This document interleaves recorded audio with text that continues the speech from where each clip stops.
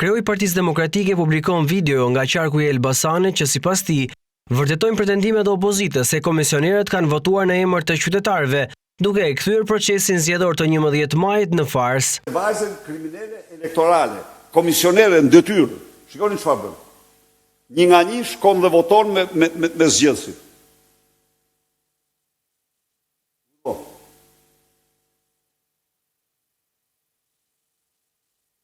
Komisionerja kontrollon çdo vot. Edhe ky komisioner kontrolloi pat. Doli kontrolloi, pra votojnë komisionerët. Urdhoni.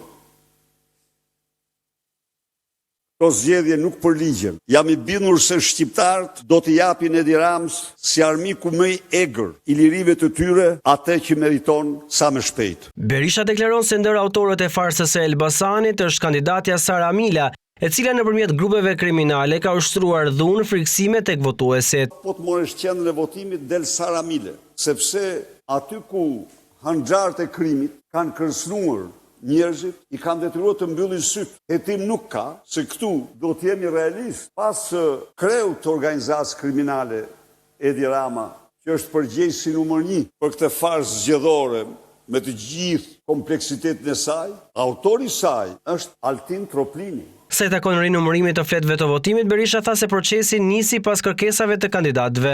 Rinumërimi i votave nuk është një kërkesë e Partisë Demokratike. Rinumërimi i votave është kërkesë e kandidatëve të saj. Kryedemokrati vazhdon i bindur për të mos dhënë dorëheqjen, sipas asaj që përcakton statuti. Nëse unë do kisha shkruar farsë, unë jam dakord me ty, por nuk kam shkruar farsë, kam shkruar zgjedhje. Ju keni thënë që pavarësisht çfarë ndodh.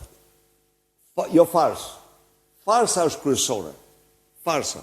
A do të përgatitet PD për të marrë pjesë në zgjedhjet e parakohshme vendore?